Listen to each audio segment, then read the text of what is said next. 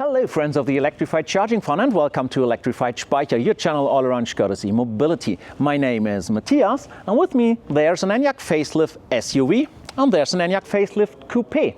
This one is an 85 and this one is an 85X. So here we have the 175 kilowatts maximum charging power and there the 135 kilowatts maximum charging power. And now we can put it here to the test at that charger park to see if you really should go with the 175 or the 135 and what will they have in the end at charging times. Because Škoda states 28 minutes. Will they live up to that expectation? Won't they? And when will they match? So when will the charging curves be equal? We can all test it here. Stay tuned and here we go.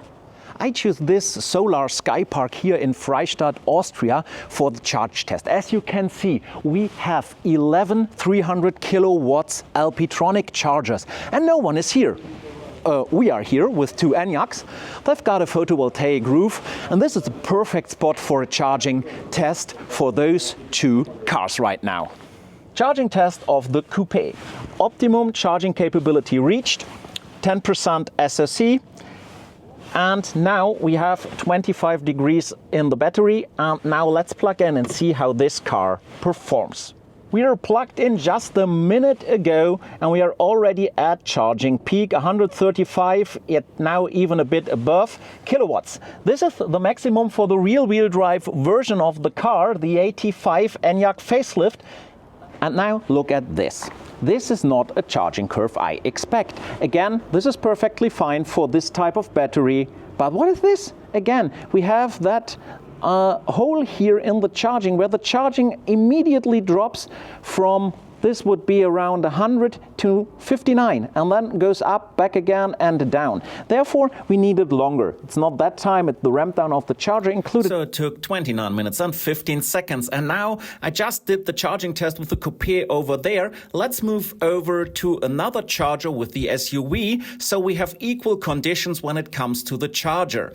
And the SUV is down to 10%. I optimized the charging performance. You see it's now 160 kilowatts, way more than the Coupe. And we will plug in right now and see what will happen when we charge up to 80%.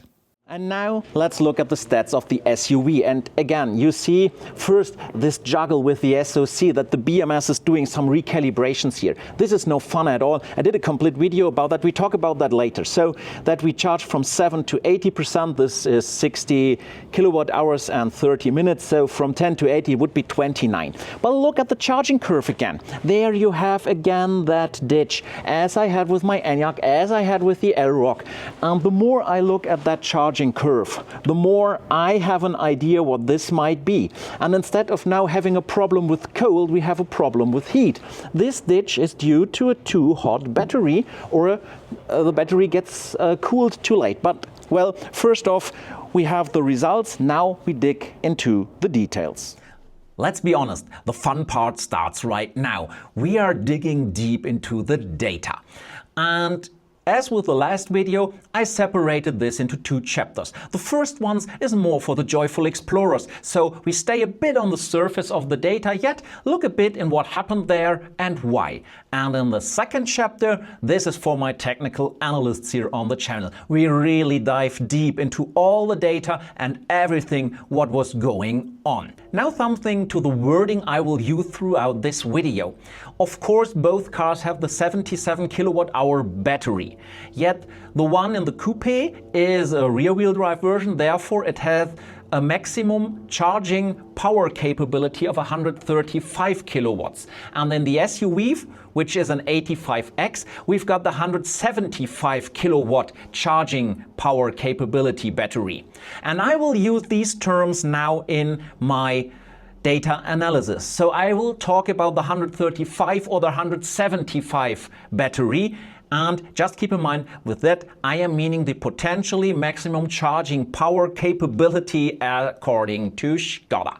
In this first part for my joyful explorers, well, there's one thing which is not okay. Škoda says 28 minutes. from 10 to 80 when perfect conditions are met. Yet we had 29 minutes or even over 29 minutes with the Coupe, yet we had perfect conditions. The battery was really empty and the battery temperature was perfectly preconditioned, preheated. Therefore, why a minute longer? Well, the reason is the drop of the charging power at 70%. It really went down like this, just jumped a bit up and went down too early again. And this was induced by the charger, as, if you're interested, you will see in the deep dive in the technical analysis later in the second chapter. Therefore, the ENYAQ asked for more power, yet the charger has given no more power to the ENYAQ, and this difference led to that 1 minute of extra charging time. So if the charger would not have done this, this ENYAQ Coupe would simply have charged 10 to 80% in 28 minutes, as Škoda says. But with the SUV, it's a whole different story, because here two things occurred. First, we had that SOC drop when plugging in down from 10 to 7%. And this is roughly over 2 kilowatt hours of battery capacity, which had been charged additionally. Therefore, we charged over 60 kilowatt hours and not way below. And this takes time, roughly again 1 minute. So if we are just simulating that up to 10 to 80, we are talking about the same 29 minutes as with the Coupe. But what is that SOC drop, you might ask now? Well, we in the community really don't know for sure, as Škoda didn't give me any answer on that topic. I already did a video about that when I got my ENYAQ, and he did the same. Yet he did not only have those SOC drops when plugging in, he already had jumps at the end of the charging. So suddenly I've charged to 80, there was 84%. But what he never did is when I charged to 100%, there was no additional jump. And this leads at least to an explanation the community and I think might fit.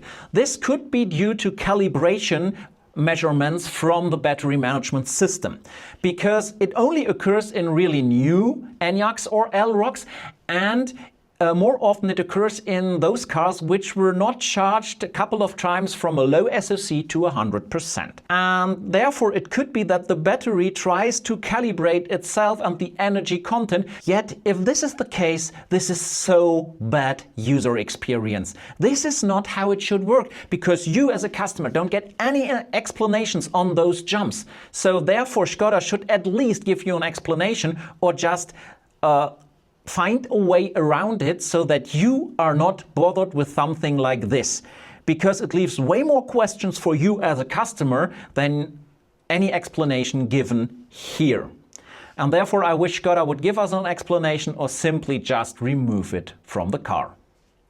I would assume that you are watching this video to know, is it worth to go with a 175 kilowatt maximum charging power battery to be faster back on the road than with a 135 kilowatt power battery?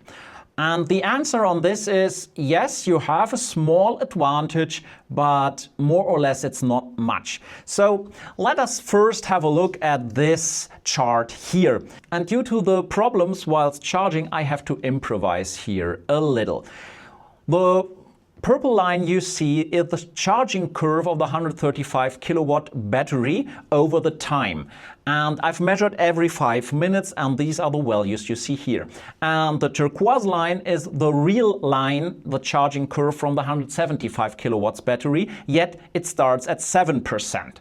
And therefore it's not quite correct what you see here. And I tried to simulate the 10 to 80 line. This is the gray one here of the 175 kilowatts battery. And in general, you can say both batteries are on par when they hit around 21 to 23 minutes of charging time, or when they are around 65–68% SOC. Afterwards, they will share the same duration until they hit 80%. And therefore, this chart is not really correct, because at the end you see the turquoise line below the purple line, and this is not the reality. This is due to all the problems which occur during charging. Well, what does that mean now for you? It is only then really interesting if you want to optimize time on the road versus time on the charger. So if you are the person who wants to charge more but less time, then you might have an advantage with a 175 kilowatts battery. Why? Because at around 40 to 45% is the sweet spot of that battery, where you are 2 minutes faster than the 135 kilowatts battery. Yet nobody only charges to around 40 or 45%. That's not really usable, even if you want to optimize speed, because you're way too often at the charger. But I have to be honest on this. The advantage is so less than instead of going for that X to get that 175 battery, and you may not really need all-wheel drive, you should better opt in for the rear-wheel drive and accept the fact that you might charge a minute longer in certain occasions than the other one, but put that money into a higher package, which gives you way more for the money, at least in my opinion. And now let's look at that second chart here, where I measured the time at certain state of charge percentages. And if you look at the purple bars here, they are perfectly fine up to 70%. This is where the charger dropped the power. So this time is the real time, yet the time from 70 to 80 would be a minute or even a bit more lower if the charger would have performed as he should.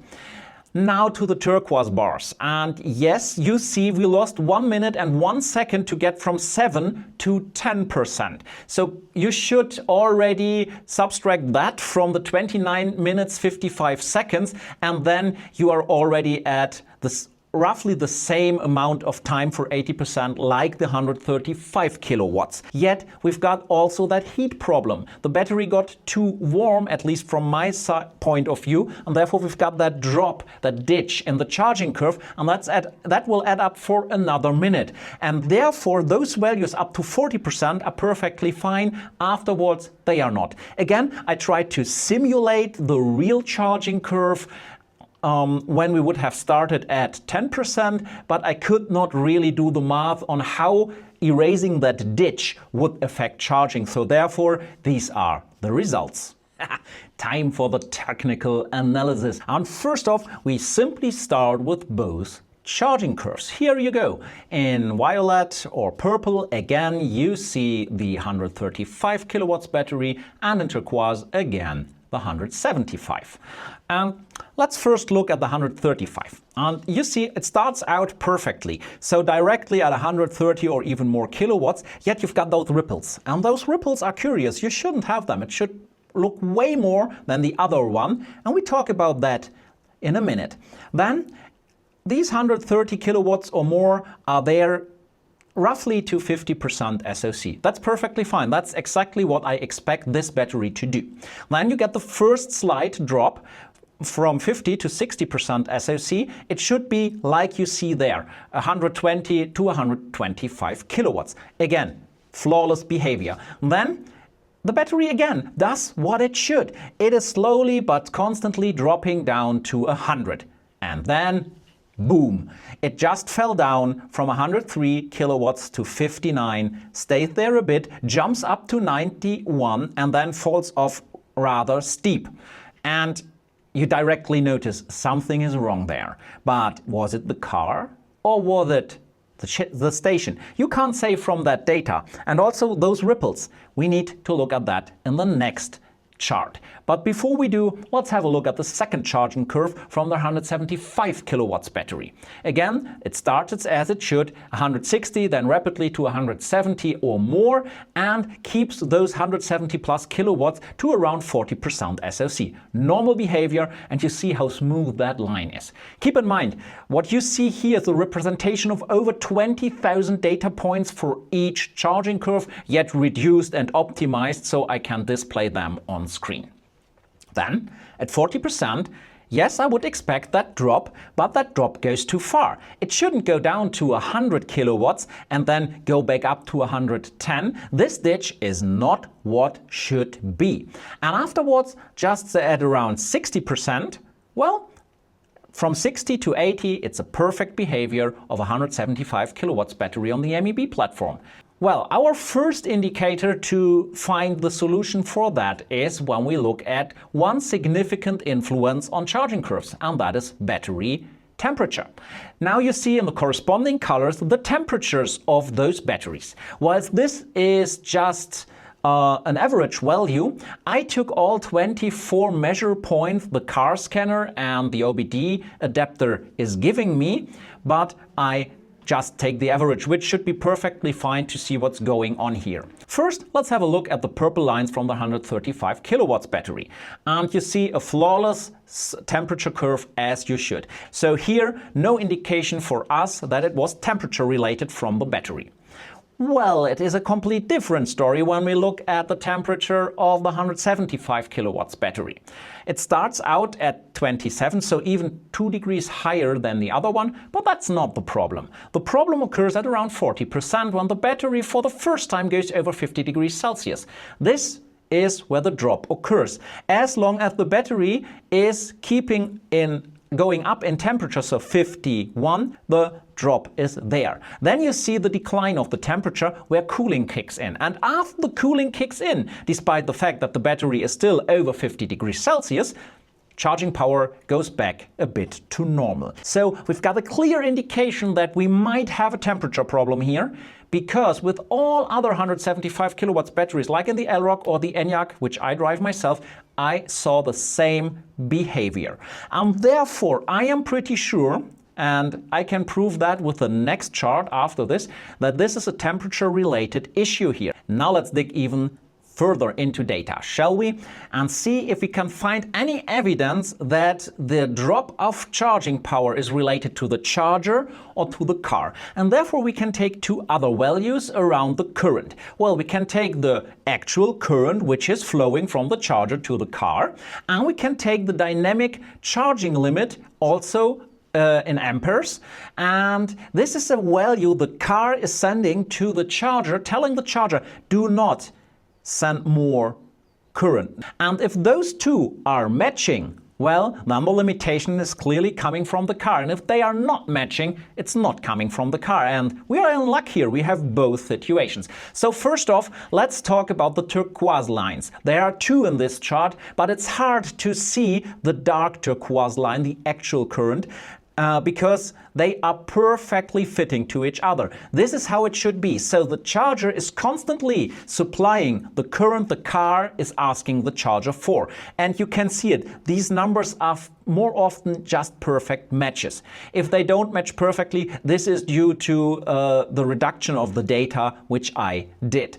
And you can see where the ditch is, the car is going down in its dynamic limit. This again, combined with the temperature, is for me the proof that we've got a temperature issue here, not a charger issue at all, because it looks in every chart like this. But it's a complete different story when we look at the purple lines from the 135 kilowatts battery, because you can see, first off, those ripples are not coming from the car. They are coming, the dark purple line, from the charger. The car is asking for a rather constant power, for constant amps, yet the charger is not supplying it. You see that where it's 365 amps from the charger, car is asking 374. So that is also already an indication something's not that good at that charger. And remember, we charged at different charging stations. Then everything is fine until we reach that 70%, 72%. You see the car wants to over 260, 261 amps, yet the charger is saying I can only give you 153. So we've got a clear indication that this drop is from the charger. Why? I don't know. I asked the operator, I didn't get any information, so I don't know. And again, also that drop after that peak up again is coming from the charger. So here the ENYAQ is not to blame. It would have charged a perfect charging curve if the charger would have supplied as he was asked for. But we are not finished here. We still have that SOC drop of the 175 kilowatts battery down from 10 to 7%. And again, we can have a look into the data here. But here's a point where it gets tricky, and therefore let me explain. Well, we obtain this data from the OBD port, and through an app, more often through Car Scanner. We have no clue how Car Scanner is translating the OBD data IDs to its value. So you don't know if they are correct or not. And when we now do the analysis of this, you will maybe follow my line in saying, well, I doubt that all the data coming from the Car Scanner is correct. But let's start out. What you can measure is the energy content of the battery in watt hours. And when we look at the energy content here of the watt hours, you can see in the moment I plug the car in and the first charging power is flowing, you see it with those minus power, -3, -9 and going on, the energy content is dropping from 8,125 watt hours down to 5,875 watt hours, which means 2,250 watt hours or 2.2 kilowatt hours less. And yes, that's close to 3% SOC, 3% from the net capacity. But if you look at those two SOC values out of the Car Scanner, we've got the SOC from the battery management system with 14.8% and the SOC display. They are not matching. This is normal because when you look at the SOC, the less SOC which is in the battery, then SOC BMS is higher than displayed, and it's otherwise round if you go into higher SOC numbers. That is simply to keep reserves at both ends. That is fine. But here something is wrong, because why isn't the SOC changing when the energy content is dropping, and this is a calibration method? And I can tell you something about that, because I digged into what the Car Scanner is getting from the OBD port, and there is no data ID for an SOC display. You cannot grab that data from the OBD port.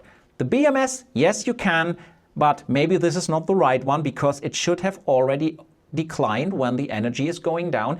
But the SOC HMI or SOC displayed, Škoda explained it to me, is calculated in a real complicated way to keep you better updated with every condition and every influence going around, like temperature and driving style and stuff like that, and is not giving out of the car over OBD. So where does this value come from? And if you start to dig in how all this reverse engineering was done and is going on, you have to go back to 2020 or 2021, early 2021, when the MEB platform was released. And you find quite some nice repositories on GitHub.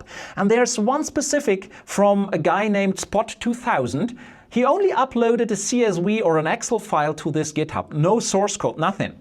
And when you look into that, it's called Volkswagen MEB EV CAN parameters. And nearly every app which is using such data uses this sheet. And when you look into this file, you will find a line which states SOC HMI. And SOC HMI there is simply a formula where it is calculated. And this formula is wrong. This is not the formula Škoda uses. So always be cautious. Don't take your Car Scanner data as the holy grail. There could be errors. But some data seem at least reliable. And one of those data is energy content, which seems pretty reliable. And therefore you see the drop, yet already I have my doubts when it comes to the SOC. Oh, and by the way, we also saw a small drop in energy content within the 135 kilowatts battery, but it was from 8,100 watt hours to 7,800 watt hours, so just 300 watt hours or 0.3 kilowatt hours, which does not lead to any change in the SOC display. And there you have it, a deep analysis with data which might be reliable or not. But now I'm really interested in your comments. Write me in the comments what you think. Is this an issue for you? Are you thinking about, whoa, what's going on with that temperature? Or do you say, hey, well, in the end, it charges as expected, it needs a bit longer, but perfectly fine, I don't care. Write me in the comments. And also, did I mistakes? Is there something wrong? I did not study all of this. This is simply what I made out of the data. So please, again, let's discuss this topic in the comments. And maybe now you have a clue whether to go with 135 or the 175 kilowatts battery when it comes to charging, and whether the X for the all-wheel drive is worth its price if you don't need all-wheel drive, only the faster charging, or not. And therefore I hope I could help you a bit in your decision. And if this video was helpful for you, please give it a thumbs up. And subscribe to the channel if you're not already subscribed, so you do not miss out any new video, any new review, interview, or such technical deep dives. And thanks to all my supporters. I really appreciate if you have a small donation for me to keep this channel up and running, to do such high quality content in German and in English, although the English channel is a rather small one, but I like it. It's so nice to have that channel. So thanks for your support. And if you're not supported me already, maybe consider to do so. A small amount of money is really helping me out to do such content. And therefore, I hope we see each other in the next content. And until then, stay full of energy.